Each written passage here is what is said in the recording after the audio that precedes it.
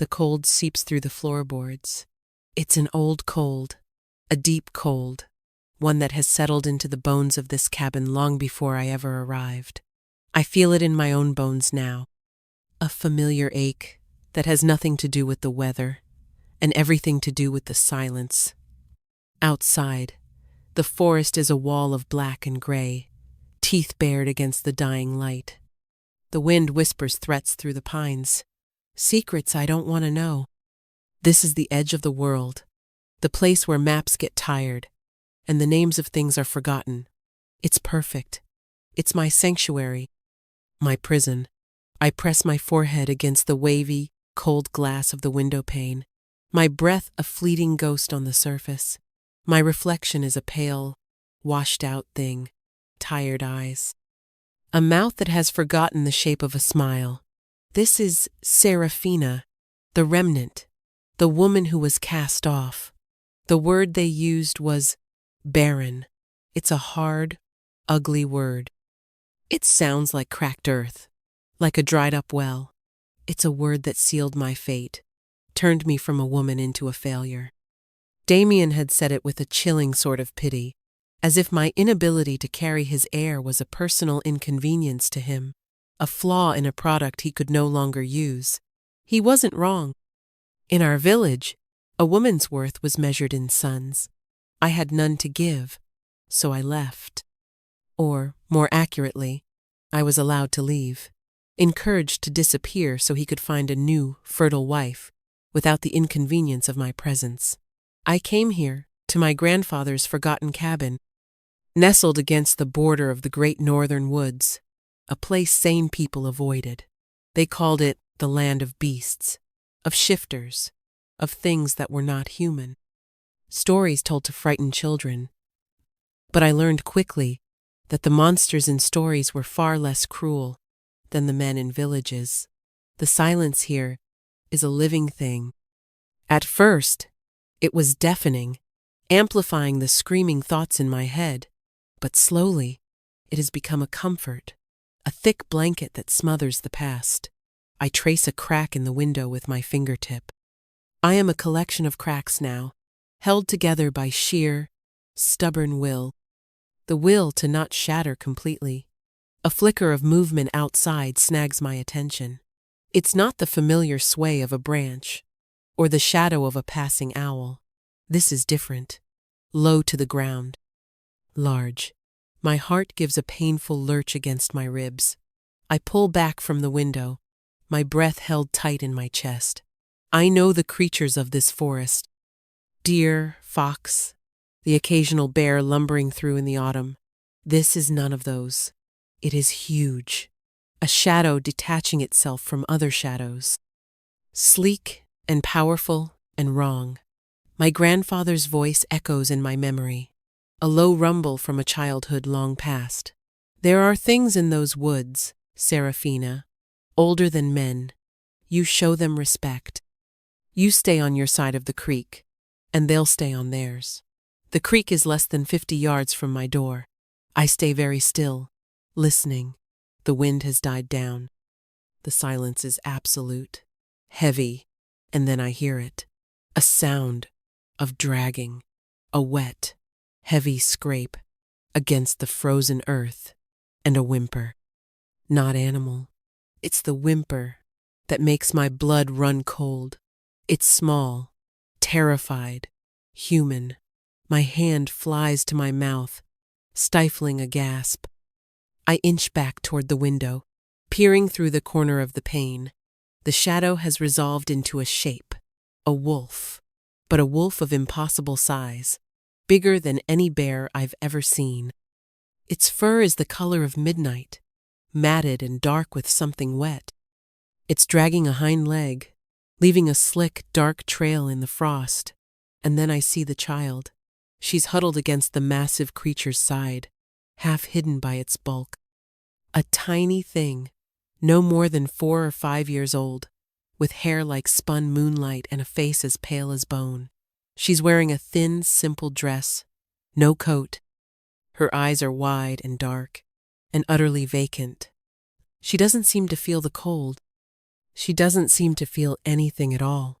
She is looking directly at my cabin. The wolf collapses. It goes down with a heavy, final thud, its great head hitting the frozen ground with a sound that travels through the soles of my feet. It tries to lift its head, lets out a low, pained groan, and then lies still. Only its side moves. A ragged, shallow rise and fall. The child doesn't react. She doesn't cry out. She simply stays where she is. A small, silent statue beside a dying monster. Fear is a physical thing. It's a cold fist closing around my throat. My mind screams at me. Bar the door. Put out the light. Hide. This is a beast from the forbidden woods. It has brought its own ruin to my doorstep. It is not my problem. It is not my problem. The words echo in the hollow space inside me.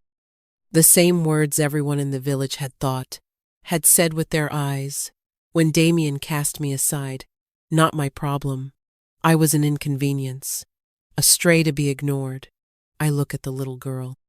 Her face is a perfect, blank slate of trauma. She is unseen, unheard, abandoned to the cold, next to the only protection she has, which is now bleeding out onto the unforgiving earth. I see myself in her vacant stare, and something inside me, something cracked and broken, shifts. A hot, fierce wave of something that feels terrifyingly like rage or purpose. No, not on my watch. I will not be the person who turns their back. I will not let her feel what I felt. Abandoned by the world. My fear is still there, a shrieking thing in the back of my skull, but my body is already moving. I grab the heavy wool blanket from my cot. I pull on my worn boots. My hands are shaking so badly, I can barely work the latch on the door. Logic is a distant tinny voice telling me I am a fool, that wolf could kill me with a single snap of its jaws, injured or not. What if it's a trap? What if the child is a lure? I don't care.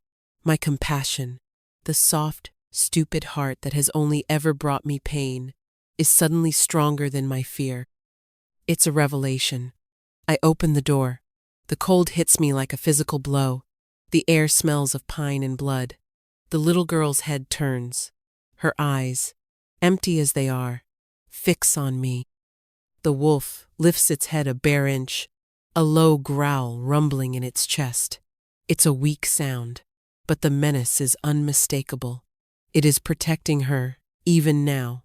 It's okay, I whisper, my voice trembling, the words turning to mist in the air. I'm not going to hurt you. I want to help. I take a slow step forward, holding the blanket out like a peace offering. The wolf's growl deepens, but it doesn't have the strength to do more. Its golden eyes are sharp, intelligent, and filled with a desperate, raging pain. They are not the eyes of a dumb beast. I focus on the child. Hello, I say softly, my voice cracking. It's so cold.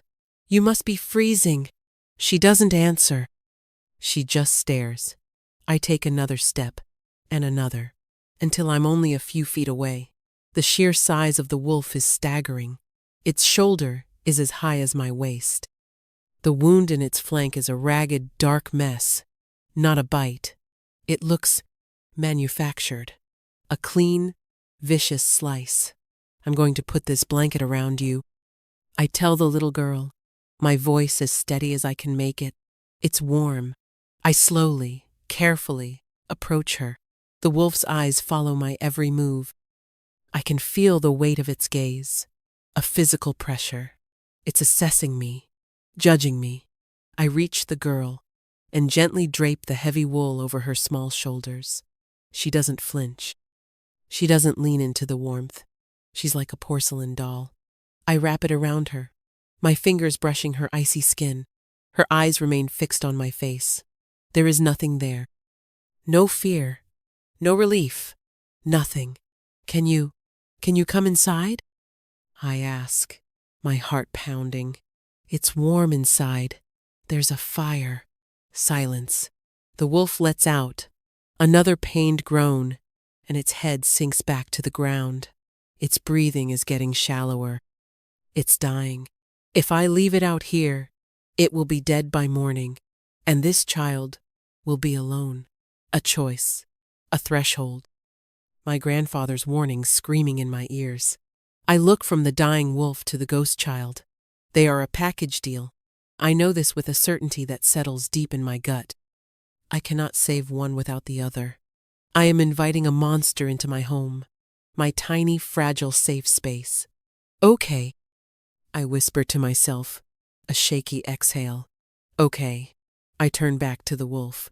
I need to help you, I say to it, feeling ridiculous. But you can't eat me, deal? Its golden eyes blink. Once. Slowly. It's probably just a reflex, but it feels like an agreement. Now for the hard part.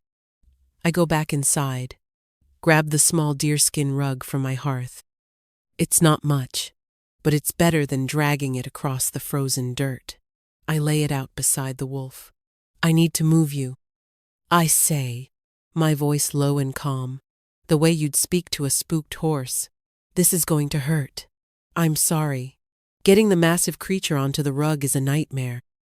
It's impossibly heavy, a dead weight of muscle and bone. The wolf seems to understand what I'm trying to do. It makes a weak effort to shift its weight, a guttural sound of agony tearing from its throat as it moves. The smell of its blood is thick in my nostrils, metallic and raw. I pull. I grunt. I heave. My muscles scream in protest. Inch by agonizing inch, I drag the rug and its terrible burden across the threshold and into the single room of my cabin. The monster is inside. I collapse against the now closed door, my lungs burning, my body trembling with exertion and terror. The cabin feels impossibly small now, crowded by the presence of this giant dying creature. The little girl has followed me inside. She stands by the wolf's head, her hand resting lightly on its massive brow, the blanket pooled around her feet. She is still silent, still watching me. The wolf's ragged breaths fill the room. I have crossed a line. There's no going back. My quiet, lonely world has just been invaded by a nightmare and its ghost. And for the first time in a long time, the silence is gone, replaced by the sound of a life struggling to hold on. The first 24 hours are a blur of adrenaline and fear.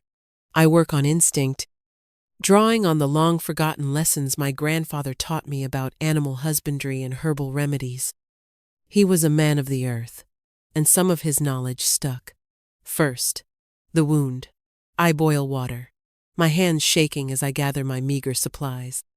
Clean rags, the strong thread and needle I use for mending my clothes, and a jar of potent, foul-smelling salve he taught me to make from yarrow and comfrey root.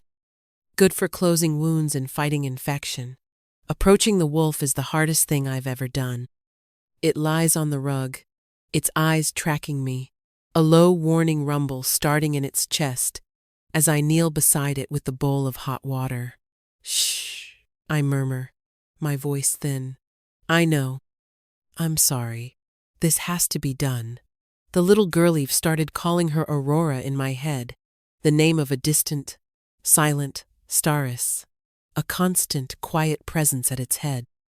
She watches me with those unnerving, empty eyes. I dip a rag in the water. I have to clean it, I say to the wolf, to the girl, to the cabin itself. It's going to hurt. As my hand, holding the warm, wet cloth, touches the edge of the gash, the wolf's muscles tense. A snarl rips from its throat, lips peeling back to reveal teeth like daggers. A wave of pure, primal terror washes over me. I freeze, my hand hovering.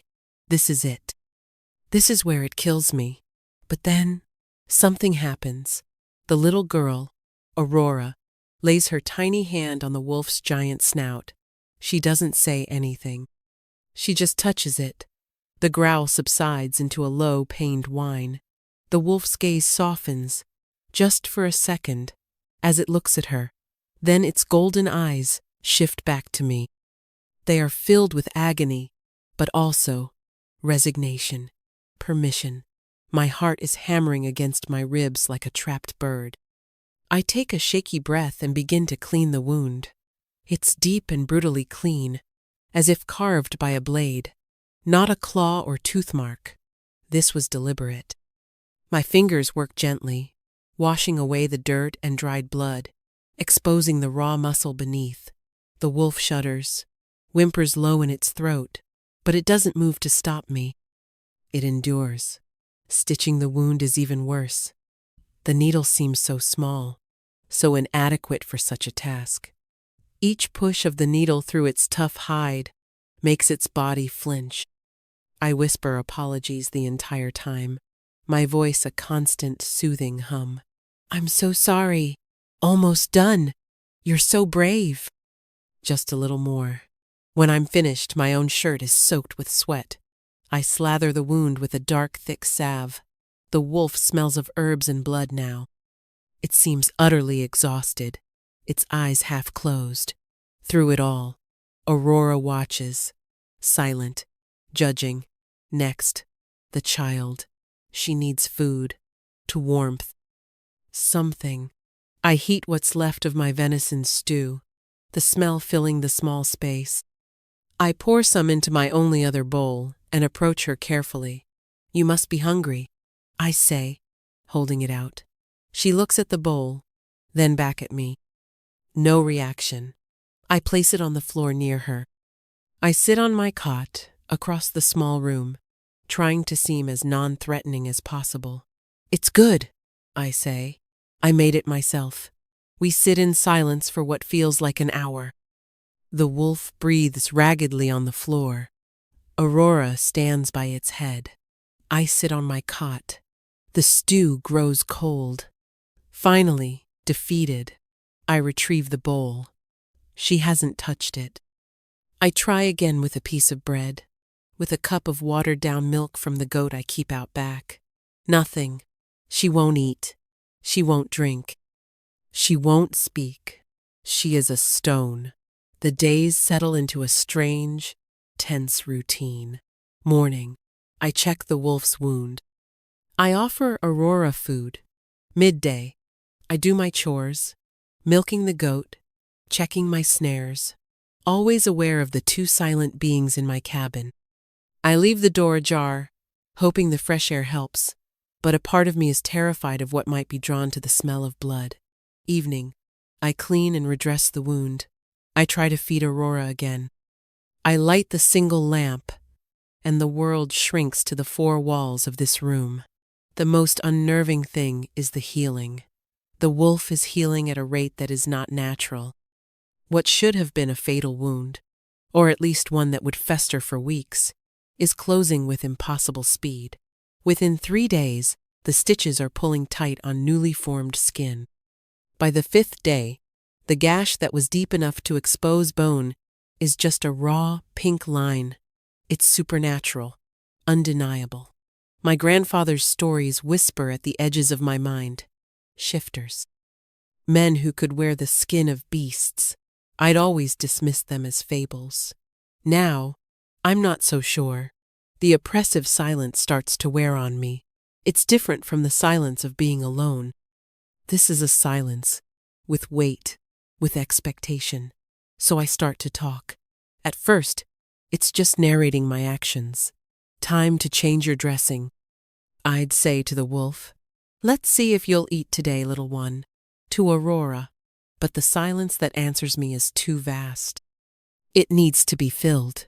One evening, as I'm carding wool by the fire, the wolf watching me with those unnervingly intelligent eyes, I just start. "They called me barren," I say to the creature on my floor. The word hangs in the air, ugly and sharp. Saying it aloud feels like pulling a splinter from my soul. The wolf's ear twitches. Encouraged, I continue. I talk about Damien, about his handsome face and his cold heart, about how his love felt like a transaction, one I failed to complete. He wanted an heir, a son to carry his name. It was all he ever talked about. And my body was a disappointment, a betrayal. I tell the wolf about the whispers of the village women, the pitying looks, the way they'd clutch their own children closer when I walked by, as if my emptiness was a disease they could catch.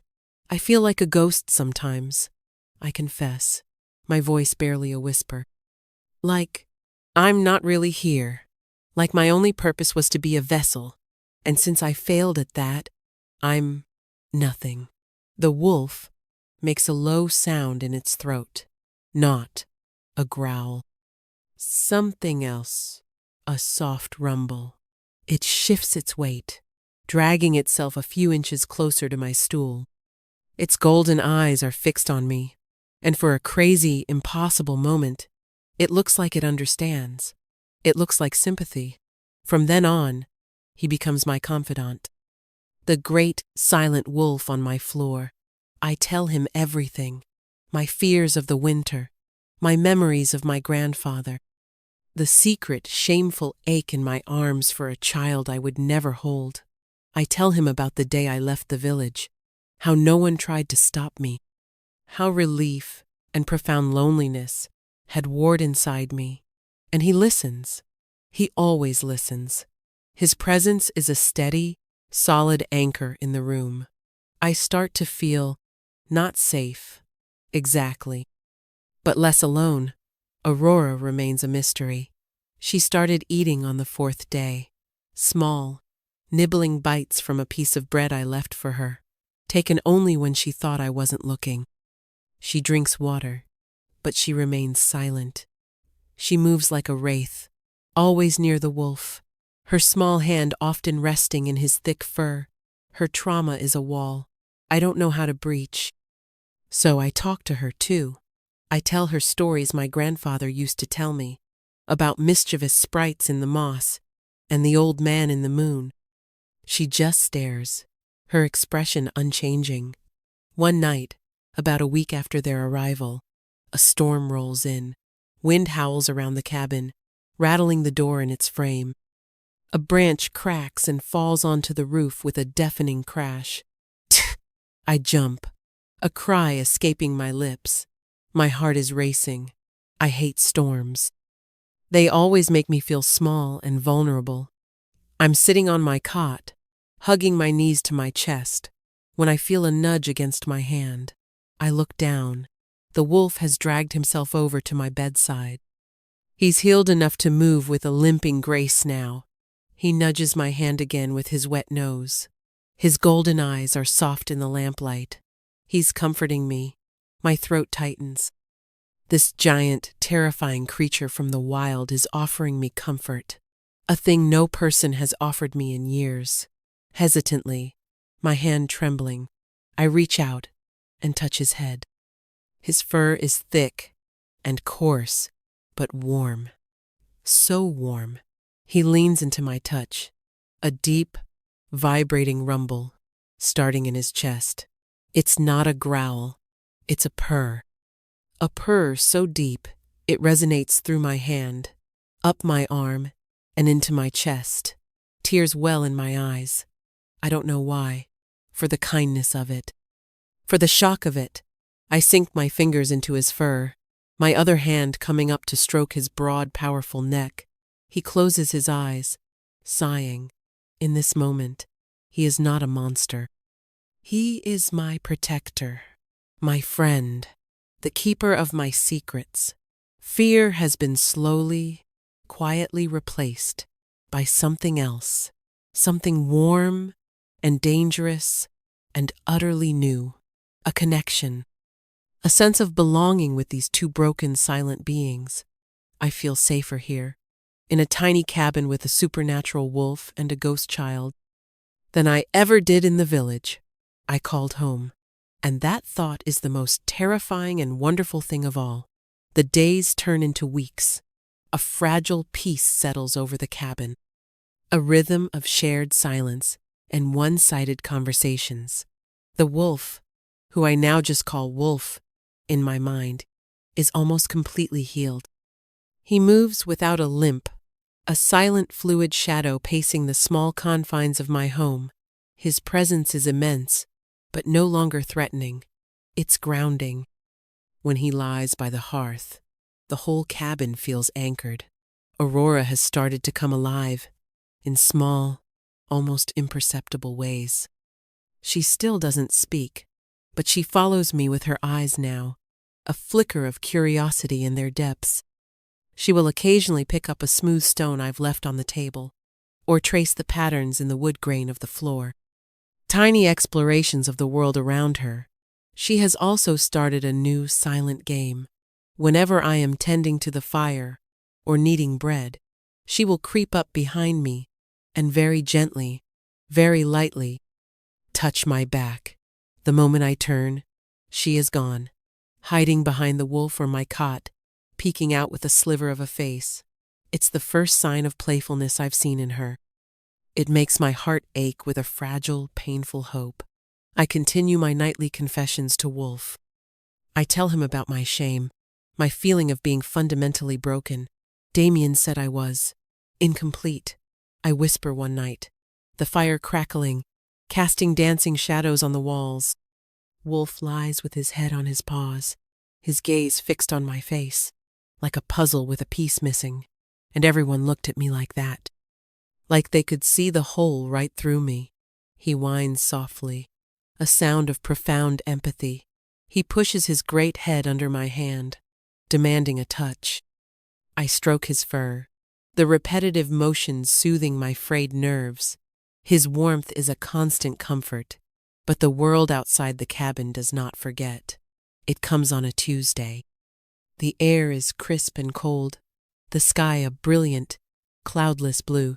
I'm outside, splitting firewood, the rhythmic thud of the axe, a satisfying punctuation to the morning's quiet. Wolf is inside with Aurora. He never strays far from her. A sound makes me pause, axe held mid-swing. It's the sound of a horse, more than one, and men's voices. A cold dread, sharp and familiar, snakes its way up my spine. No one ever comes here. No one. I drop the axe and hurry to the edge of the clearing, my heart pounding a frantic, panicked rhythm. Through the trees, I see them, 3 riders. And the man in the lead, I would know that arrogant posture anywhere. Damien. He looks just the same, handsome, confident, dressed in a fine woolen cloak that probably cost more than this entire cabin. He's laughing at something one of his companions said. My blood runs cold. What is he doing here?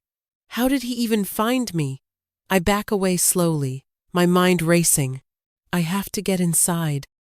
I have to protect them, protect my strange, silent family. I slip back into the cabin, my hands shaking as I bar the door. Wolf is instantly on his feet, a low growl already vibrating in his chest.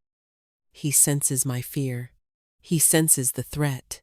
He moves to stand in front of Aurora, who has shrunk behind my cot, her eyes wide with a terror that is no longer vacant but sharp and present. It's okay, I whisper, though I'm not sure who I'm trying to convince. It's okay. The sound of the horses stops just outside. Boots crunch on the frozen ground. Serafina! Damien's voice booms, startlingly close. It's a voice used to being obeyed. I know you're in there. Open the door. We saw your smoke for days. I stand frozen, my back pressed against the door. My throat is too tight to speak. Don't be a fool, Serafina. I've come all this way for you. The village is talking. It's embarrassing. A man's wife running off to live like a savage. My wife! The words are a bitter pill. I was never his wife. I was his betrothed, a contract he voided without a second thought. I'm not your wife, I managed to say, my voice a broken rasp. There's a pause, then a condescending chuckle. Oh, Serafina, still so dramatic. I'm willing to be forgiving. I'll take you back. My new fiancée. It seems she is as barren as you are. A cursed bloodline. Her father's. My father is furious. He says I was rash. He says your family has strong old blood. Perhaps we just needed more time. Bile rises in my throat. I am a commodity to be reclaimed. A tool to be tried again. It was never about me. It was always about what I could produce for him. Go away, Damien, I say, my voice stronger now, fueled by a sudden, hot fury. Open this door, Serafina, or I'll have it broken down, he bellows, his patience gone. Wolf's growl deepens into a terrifying snarl. The fur on his back is raised, his body coiled like a spring. He's a creature of pure, lethal rage. I hear Damien give an order to his men. The heavy thud of a boot against the door makes the whole cabin shake. Stop! I scream. Another thud, stronger this time. The wood groans, and then Wolf acts. With a roar that is more lion than wolf, he launches himself not at the door, but at the window. He shatters the frame and the glass in an explosion of wood and crystal, landing outside with a terrifying grace. Screams, men shouting in terror. The panicked whinny of a horse. I scramble to the broken window, my heart in my throat. The sight is one of pure, primal violence. Wolf is a whirlwind of black fur and flashing teeth. He's not trying to kill them, I realize. He's terrifying them. He disables one man by seizing his arm, shaking him like a doll, and tossing him aside. He lunges at the horses, sending them scattering in panic. Damien is frozen in shock for a second, his handsome face a mask of disbelief and terror. Then his expression hardens. He scrambles for the hunting rifle that was strapped to his saddle. No! I shriek, trying to climb through the broken window. Wolf turns on Damien, placing himself directly between Damien and the cabin, between Damien and me. A clear, deliberate act of protection. He bares his teeth, the sound he makes vibrating in my bones. Damien, in his panic and fury, raises the rifle. He's not a good shot when he's calm. Now, he's trembling. He fires. The shot cracks through the air, deafeningly loud. Wolf yelps, a sharp, piercing cry of pain, and stumbles. He's hit, high in the shoulder. Blood, dark and shockingly red against his black fur, blossoms from the wound. He looks surprised, more than anything. Surprised by the pain. He turns to look at me, his golden eyes wide. And in that moment of distraction, Damien, his face contorted with rage and fear, raises the rifle again, taking aim. I don't think. I don't hesitate. I finally manage to scramble through the jagged opening of the window, heedless of the glass that tears at my clothes and skin. I run. I run directly into the line of fire, placing my own body between Damien's rifle and the wounded wolf. No more! I scream, my arms spread wide, my body shielding his. You will not hurt him again! Get out of here! Damien stares at me, his mouth agape. He sees me, the timid woman he cast aside, shielding a monster with my own life. His mind cannot process it. Wolf has collapsed behind me, his breathing ragged. I can feel the heat of his body, smell the fresh blood. I am sobbing, tears of terror and rage streaming down my face, but I do not move. I am a shield, a wall. I will not let him be hurt again. Not for me. My act of defiance, of selfless, reckless love for this creature, seems to shatter something in the air. It becomes charged, electric. Damien, seeing the utter conviction in my face, seeing the bleeding monster at my feet, and his men either injured or chasing down their horses, seems to shrink. His bravado evaporates, replaced by stark fear. He lowers the rifle. He backs away, stumbling. He turns and flees into the woods, his remaining conscious man scrambling after him, and then we are alone. The silence that descends is profound, broken only by my ragged sobs and the wolf's harsh, pained breaths. I fall to my knees beside him, my hands hovering over the new, terrible wound. I'm sorry. I weep, my tears falling onto his dark fur. I'm so sorry.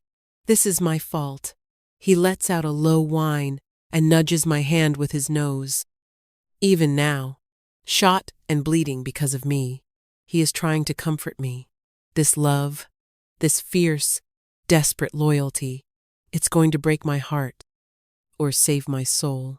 I throw my arms around his massive neck, burying my face in his fur, and I hold on as if he is the only solid thing in a world that has just tilted off its axis. I have made my choice. I have defended my family. Whatever happens next, we will face it together. The world warps. As I cling to him, shielding his wounded body with my own, a strange light begins to pulse around us. It starts as a faint, silvery shimmer in the air, then intensifies, growing brighter and warmer. The air hums, vibrating with a power that feels ancient and immense. I pull back, my eyes wide. The light is emanating from Wolf himself. It's pouring from him, enveloping both of us in a cocoon of shimmering energy. His body begins to convulse. A terrible, low groan tears from his throat, a sound of agony and transformation. I watch, paralyzed with awe and terror, as his form begins to shift. It's like watching marble soften and flow. Bones crack and elongate. Fur recedes into skin. The massive, wolfish snout shortens, broadens, becoming the sharp, angular planes of a human face. The powerful limbs twist and reform into human arms and legs. It happens in a matter of seconds. A fluid, horrifying, miraculous unfolding, where the giant wolf lay bleeding on the frozen ground. There is now a man. He is naked, his body a breathtaking canvas of lean, powerful muscle, slick with sweat and blood. His hair is as black as the wolf's fur, long and wild. The bullet wound is still there in his shoulder, a raw, puckered hole, but even as I watch, the flesh around it seems to knit itself together, the bleeding slowing to a stop. He groans. Pushing himself up onto one elbow, he shakes his head as if to clear it, and then he looks at me. His eyes, they are the same. The exact same intelligent, piercing, molten gold eyes of the wolf. Eyes I have poured my heart out to every night for weeks. My breath catches in my throat. My mind refuses to connect the dots, to accept the impossible reality in front of me. You, he rasps, his voice a low, rough baritone, gravelly from disuse. You saved me. I can't speak. I can only stare, my entire world crumbling and rebuilding itself on a foundation I don't understand. Wolf, my wolf, is a man. A small sound from the cabin doorway makes us both turn. It's Aurora. She stands there, framed by the broken window, her knuckles white, where she grips the wood. Her eyes, for the first time, are filled with a clear, lucid emotion, fear, and hope. She looks at the man on the ground, and a tiny, choked sound escapes her lips. Papa? The word is a fragile whisper, the first sound I have ever heard her make. It shatters the last of my denial. The man her father looks at her, and his hard, pain-filled expression softens into one of pure, heartbreaking love. Aurora? He breathes. He tries to get up, to go to her, but he's too weak. He sags back, hissing in pain as his shoulder protests the movement. I am caught between them, a stunned spectator in a drama far older and deeper than I can comprehend. The man on the ground, the alpha, the father, the shifter from my grandfather's tales, and me, the human woman who talked to a wolf, who healed him, who confessed her deepest secrets to him. He heard it all. A hot, mortifying blush creeps up my neck. Every whispered confession, every tear shed in the firelight, every secret about Damien and my own brokenness, He heard it all. As a wolf, as a man, his golden eyes find mine again. There's no mockery in them, only a deep, profound gratitude, and something else, something intense and possessive that makes the air crackle. My name is Theron, he says, his voice gaining a little strength. I owe you my life, both our lives. Theron, the name sounds like legend. I finally find my voice, but it's just a whisper. You're real. A grim, tired smile touches his lips. More real than you know. He glances at the retreating figures of Damien and his man, now just specks in the distance. Your ex-partner? The question is loaded. He knows everything. He knows the entire pathetic story. I can only nod, unable to look at him, staring instead at a crack in the frozen earth. He will not trouble you again, Theron says. And the words are not a promise, but a statement of absolute fact. The authority in his voice is immense. It's the voice of a king, the Alpha King.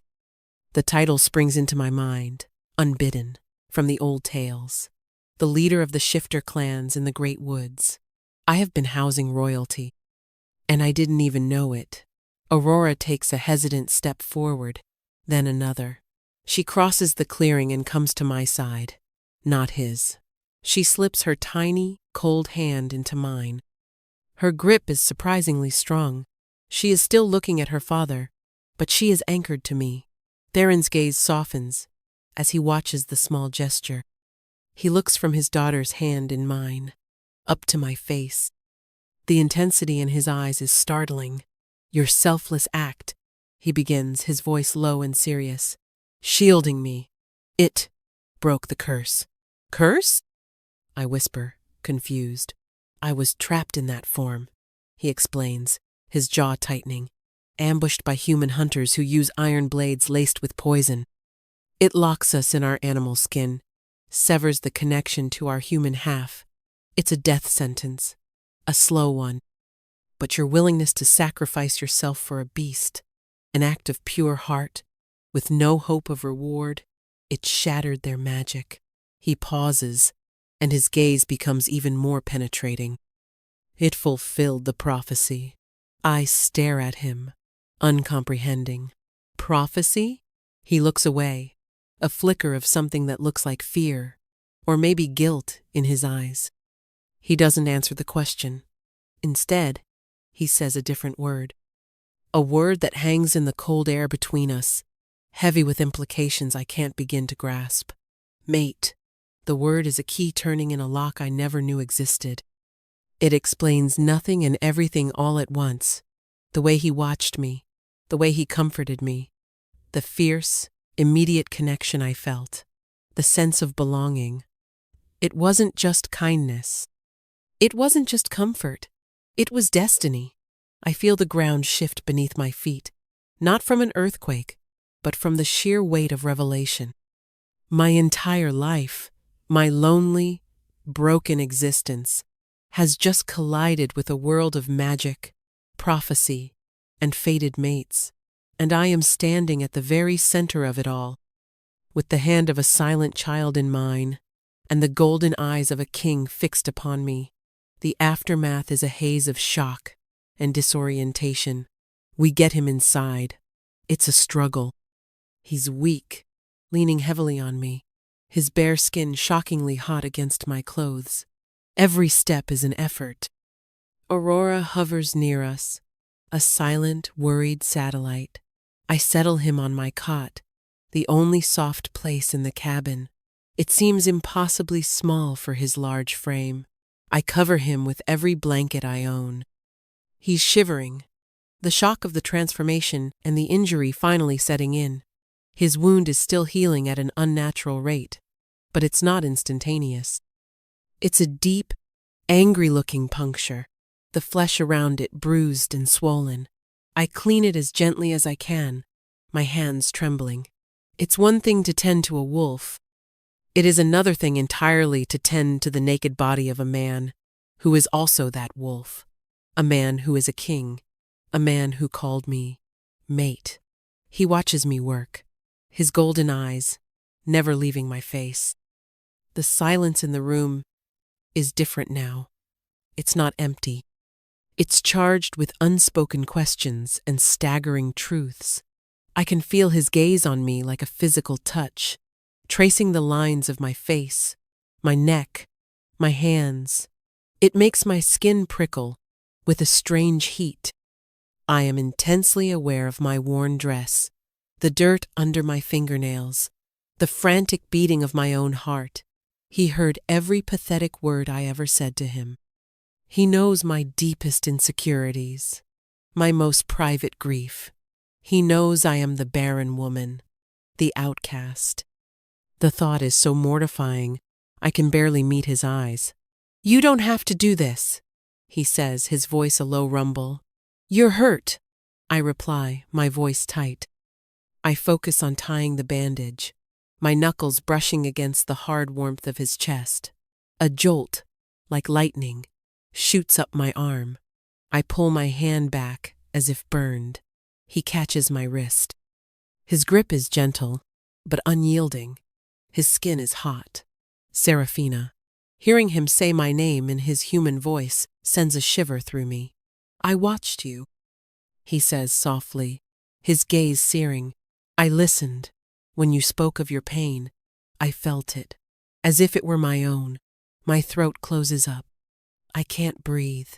What that man, what your village did to you."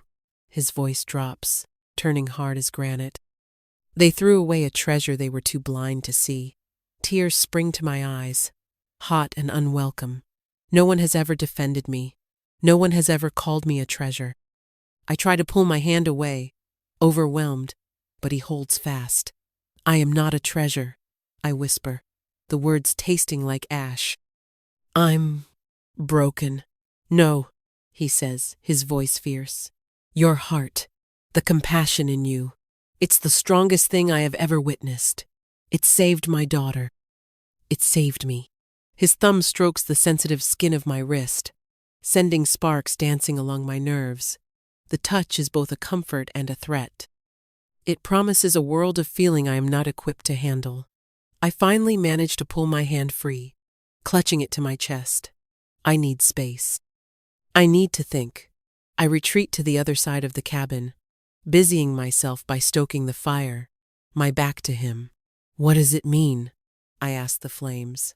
"What you said, mate." I can feel him shift on the cot. "It means that you are the other half of my soul, that my life is bound to yours. It is a bond forged by destiny, deeper than any law or choice." He says the words simply, as if stating the color of the sky, the other half of my soul. The idea is too big, too overwhelming. It doesn't fit into the small, gray world I've built for myself. I'm human, I state, a foolish, obvious fact. "You're not." "It doesn't matter," he says. "It is rare, but it happens. The fates do not care for the boundaries of species." I turn back to face him. He is watching me with a pained, intense expression. "I don't want this," I say, the words rushing out before I can stop them. I can't be what you think I am. I'm nobody, an outcast, a barren woman from a human village, and you are a king." He flinches as if I'd struck him. "That word," he says, his voice tight with pain. "Barren. Do not ever use it to describe yourself again." "It's the truth," I insist, my voice trembling. "It's why I'm here. It's who I am. It is a label given to you by small, cruel people," he counters, trying to sit up, hissing in pain as his shoulder protests. "It has no meaning here. It has no meaning to me." He looks so fierce, so protective, so full of a conviction I've never seen. A part of me, a deep, lonely part, wants desperately to believe him. But fear is an old, familiar friend. "You should go," I whisper. "As soon as you are strong enough, you and Aurora, you should go back to your people." "And leave you here?" he asks, his voice incredulous. Never. I was fine before you came. I lie. No, he says softly, his golden eyes seeing right through me. You were not fine. You were surviving. I heard your loneliness every night, Serafina. I felt it in this room. He is stripping me bare, layer by layer with his words. He is seeing me, all of me, and it is terrifying. This is my home, I say weakly. Your home is with me now, he states, not as a command, but as an undeniable truth. With our pack, with our family, our family. He includes me so easily, so naturally. It's too much. I shake my head, backing away until my shoulders hit the cold wall of the cabin. No, you don't understand. Your world, prophecies and curses and shifters, it's not for me. It will destroy me. I would let the world burn before I let anything harm you. He vows, and the raw power in his voice makes the very air tremble. He looks at me with desperation, with a longing that mirrors the vast empty space inside my own chest. I know this is too much. I know I am overwhelming you. But I cannot, I will not, lose you. He is pushing me, and I am pushing back, and we are at an impasse, a standoff between his world and mine, between destiny and fear, and then the stalemate is broken by the smallest of things. Aurora, who has been watching us with wide, worried eyes, walks to the center of the room. She looks at her father, so large and powerful even when wounded on my tiny cot. She looks at me, small and afraid against the wall. She reaches out her hands, one towards him, one towards me. An offering, a bridge. Her gaze pleads with us. Her silence is more eloquent than any words. I look at her small, outstretched hand. She has been through so much trauma. She has lost her voice. She has just gotten her father back from the brink of death. And now she sees him fighting with the only other person who has shown her kindness.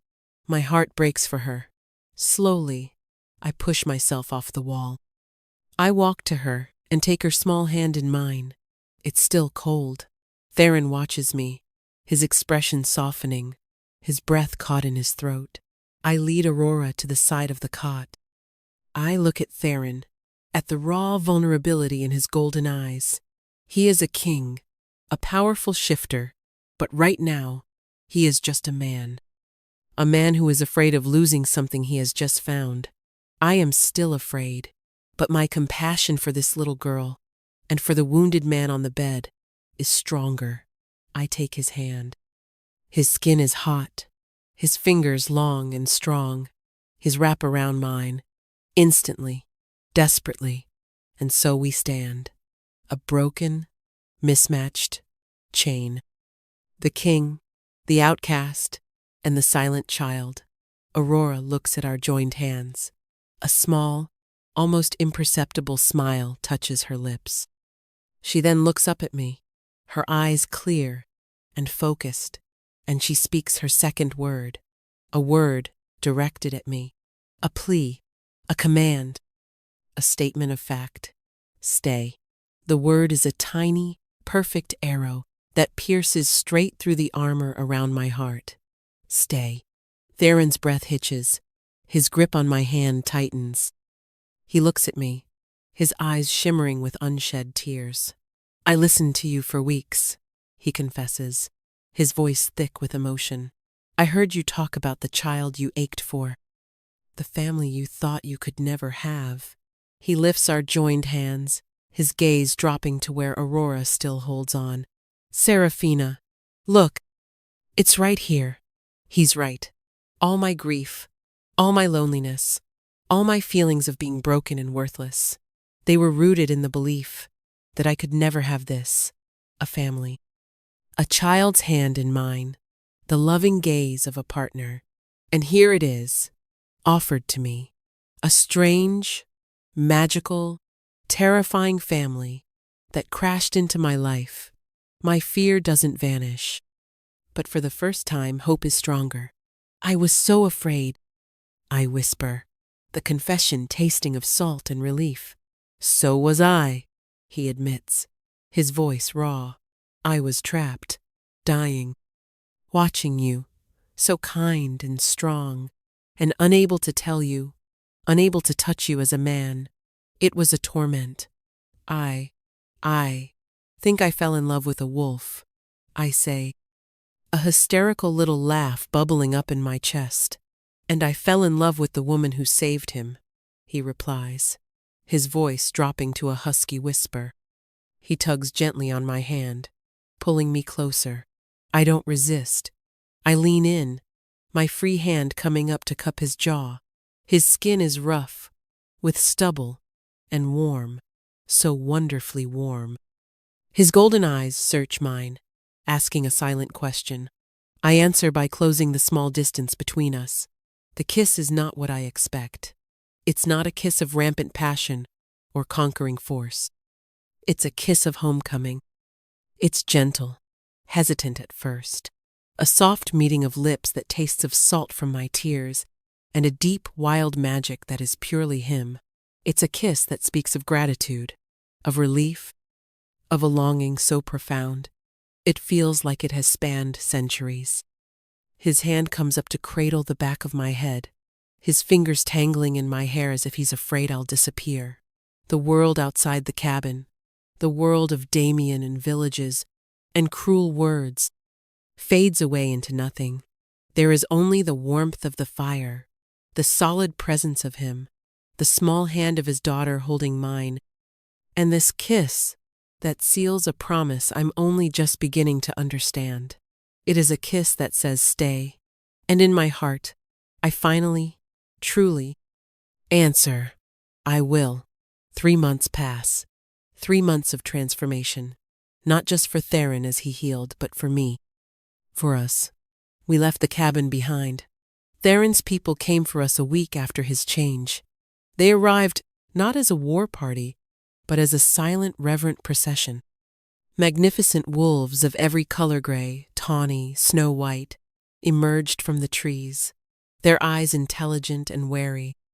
They transformed into men and women as they approached, their clothes simple, made of leather and fur. They looked at me with a mixture of awe and suspicion. The human who had saved their king, the journey to their settlement, deep in the heart of the woods, was a dream. Theron, now fully healed and radiating an aura of calm authority, carried Aurora, who refused to be more than a few feet from either of us. I rode on the back of a gentle silver-furred wolf, who, I learned, was Theron's second in command, a stern-faced woman named Celeste. Their home is not a village of huts, but a stunning network of dwellings, built into the embrace of giant, ancient trees, connected by rope bridges and winding staircases carved from living wood.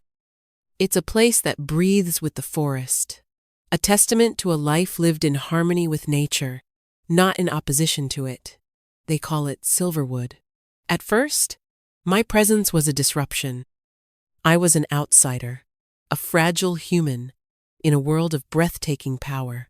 They were polite, deferential because of Theron's decree, but distant.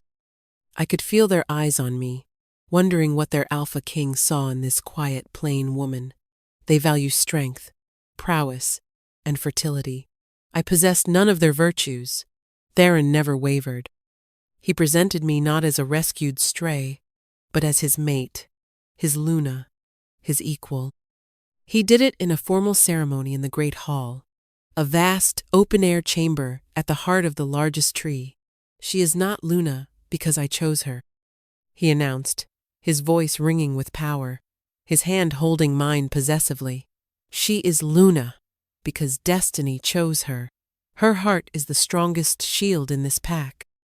Her compassion is the sharpest weapon. She saved your king when no one else could.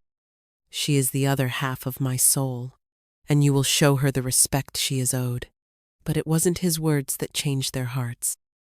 It was Aurora, who had been silent for so long, began to talk, first in whispers to me, then in quiet sentences to her father. Soon, she was speaking to the other children, her voice soft but clear. She would run to me, not Theron, when she was scared. She would climb into my lap for stories. She called me Mama. The pack watched this. They saw their alpha's traumatized daughter, a child they all loved and grieved for, blossom under my care. They saw her laughter return. They saw that my strength was not in tooth and claw, but in patience and love, and slowly their suspicion melted into acceptance, then into a quiet, fierce affection. I healed their princess. I had proven my worth in a way they understood. I am no longer Seraphina the Baron. Here, I am Seraphina, the heart healer, the Luna. My life is full now. The silence is filled with Aurora's chatter, the warmth of Theron's body next to mine at night, the low hum of a community that has embraced me. I am learning their ways, the properties of forest plants I never knew existed, the silent language of the pack. I am becoming a part of this wild, beautiful world. The past, however, has one last ghost to exorcise. It happens on a day when I am near the border of their territory, gathering herbs with Aurora and two of the pack's young women. We are laughing, Aurora telling a silly story about a squirrel, when a familiar voice drifts through the trees. Seraphina. We all freeze. It's Damien. He stands on the other side of the creek that marks the boundary, the same creek my grandfather warned me about. He looks thinner. His fine clothes are rumpled, his face etched with desperation. He is alone. Seraphina, please, he begs. I was a fool. I've been ruined. My father disowned me after my second fiancé also proved fruitless. He said I was cursed, that I threw away my only chance. He's talking about me, my strong old blood. I am once again a commodity he wishes he hadn't discarded. The old Seraphina would have shrunk back. She would have felt a pang of pity or fear. I am not the old Seraphina. I step forward, my chin held high. Aurora presses against my leg, and I put a reassuring hand on her head. The two shifter women with me move to flank me, their eyes narrowed, their posture shifting into something predatory. There is nothing for you here, Damien, I say, my voice calm and even. It doesn't even tremble. But we were meant for each other, he cries, his voice cracking. I can change. I see that now. We can try again. I almost laugh. The absurdity of it, the sheer, pathetic arrogance. Before I can reply, a low growl sounds from the woods behind me. Theron emerges from the trees, moving with the silent, fluid grace that still takes my breath away. He comes to stand beside me, his arms sliding possessively around my waist, his golden eyes fixed on Damien, with an expression of cold, lethal contempt. Damien visibly pales. He takes a step back, stumbling.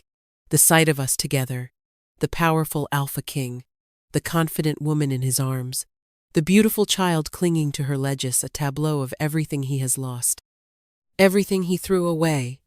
He is looking at my new life, my new family, my happiness.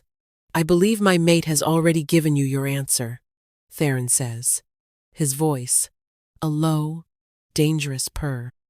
This land is ours. You are not welcome here. If you ever show your face near her again, this creek will not be enough to save you. Damien doesn't need to be told twice. He turns and scrambles away, disappearing into the woods like the coward he is, a ghost finally laid to rest. Theron turns me in his arms, his forehead resting against mine. Are you all right? He murmurs. I'm perfect, I whisper, and I mean it. The last chain to my past has been broken. I am free. Aurora tugs on my tunic. Mama, can we go home now? Celeste promised to show me how to track rabbits. Of course, little wolf. I say, smiling down at her. We walk back towards the heart of the forest, towards the great trees of Silverwood. Theron's arm is warm and solid around me. Aurora's hand is tucked firmly in mine. This is my pack. This is my family. This is my home. That night, as I lie curled against Theron's side, the sounds of the forest a lullaby outside our window, I think about the strange path my life has taken. I once believed my greatest weakness was my barren womb, my inability to create life. But that perceived flaw, that emptiness, is what led me here. It hollowed me out so that I could be filled with something new, something chosen. A different kind of family, born not of blood, but of love and fierce, mutual protection. My greatest weakness was never my body. It was my belief that I was unlovable, and my greatest strength. It was the foolish, compassionate heart that Damien so despised, the heart that refused to let a child and her guardian die in the cold, the heart that chose empathy over fear. That heart saved a king. It healed a princess, and in the end, it saved me. Theron stirs, his hand finding mine in the dark. He brings it to his lips and kisses my knuckles. "What are you thinking about?" he whispers. I smile into the darkness, my heart so full it feels like it might burst. "Everything," I say. "I'm thinking about everything."